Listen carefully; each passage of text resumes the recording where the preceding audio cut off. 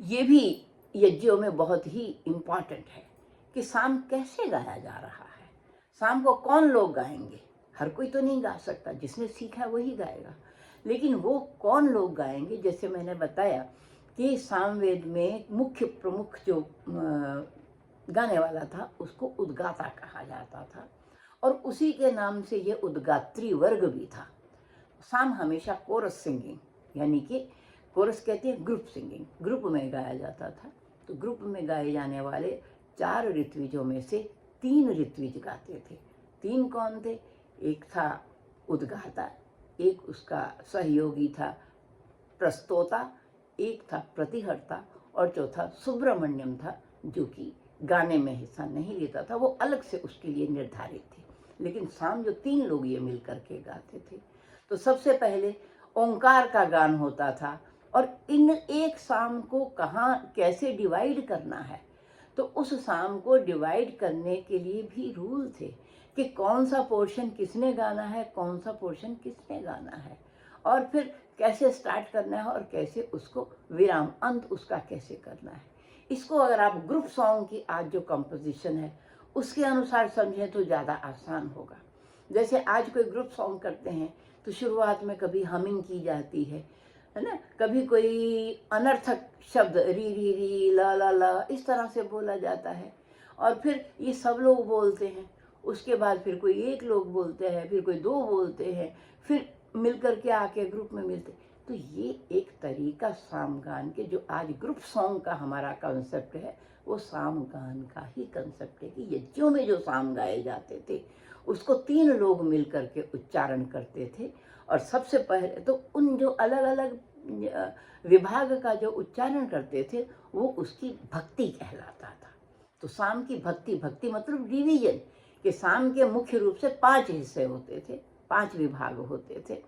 आज जैसे हम आज स्थाई अंतरा या ध्रुपद में स्थाई अंतरा संचारी आभोग हैं, या प्रबंधों में उद्ग्राह में बालक में लापक संचारी और आभोग हुआ करते थे। तो उस तरह से सामगान में भी 5 जो है उसके विभाग होते थे जिनको भक्ति कहा जाता था। और ये 5 भक्तियां जो है वो तीनों लोग मिल करके इस किसी क्रम और किसी सिलसिले के अनुसार गाते थे। सर्वप्रथम हिंकार का गान होता था। तो हिंकार आमतौर पे तीनों ऋत्विज मिल करके, उद्गाता, प्रतिहर्ता और प्रस्तोता, ये तीनों मिलकर के हिंकार का उच्चारण करते थे। हिंकार मतलब हुम, जिसको कहते हैं ये हमिंग। तो उसके बाद ओंकार का भी गान करते थे। तो ओंकार का गान उद्गाता करता है। और जो पहली भक्ति है उद्गाता के गाने के बाद, जो पहली ओम का उच्चारण में ड्रोन निश्चित हो गई, और उस ड्रोन के बाद जो पहला भाग है वेद सामगान का, तो पहले ऋचा में से जो पोर्शन बनाया हुआ है, जो जिसको पहला भाग का है, वो प्रस्ताव के रूप में प्रस्तोता प्रस्तुत करता है। तो वो प्रस्ताव भक्ति है और प्रस्तोता गाता है। दूसरा जो है वो उद्गीत भक्ति है, उसको उद्गाता गाता है। और तीसरा जो है वो प्रतिहार, यानी कि जोड़ना। तो जोड़ने वाला 2 लोग को आगे, जो अगली भक्ति वो उठाता है, वो आगे साम को आगे बढ़ाता है, उसका नाम है प्रतिहर्ता, वो प्रतिहार गाता है। उसके बाद की भक्ति जो है वो उपद्रव है। उपद्रव मतलब जितना बाकी साम का मैक्सिमम पोर्शन जो है विस्तार का, वो इसमें उपद्रव में होता था, और इसको उद्गाता गाता था। और निधन भक्ति जो अंतिम है, इसको तीनों ऋत्विज मिल करके जो गाते थे, तो वो निधन भक्ति का गान करते थे। उसको, ये साम का अंतिम पोर्शन हुआ था गाने का, तो उसको निधन भक्ति कहा है। तो इस तरह से प्रस्ताव जो है वो प्रस्तोता गाएंगे, और उद्गाता उद्गीत गाएंगे, तीसरे जो हैं वो प्रतिहर्ता वो प्रतिहार गाएंगे, फिर उपद्रव फिर से उद्गाता गाएंगे, और निधन जो है वो तीनों जने मिल करके गाएंगे। तो एक ये साम के गान का एक रूप बनता था। और इनका जो डिवीजन होता था, जहाँ जहाँ सांस लेना है, वो जैसे कविता में तो पद्य होते हैं कि पहली लाइन, दूसरी लाइन, तीसरी लाइन। सामगान में वो पद्य का डिसिप्लिन नहीं रहता। सामगान में उस पद्य की वजह जगह को कहते हैं पर्व। तो पर्व मतलब एक छोटा यूनिट, या एक अपनी भाषा में अगर संगीत की भाषा में कहें तो एक फ्रेज। तो जो फ्रेज एक बनेगी उसके बाद फिर दूसरी फ्रेज लंबी भी हो सकती है, छोटी भी हो सकती है। तो इस तरह से जो अलग अलग फ्रेज बनती थी, तो वो फ्रेज जो है वो शब्द के, ऋचा के शब्द और स्वर के साथ बनती थी, उसको कहते थे पर्व।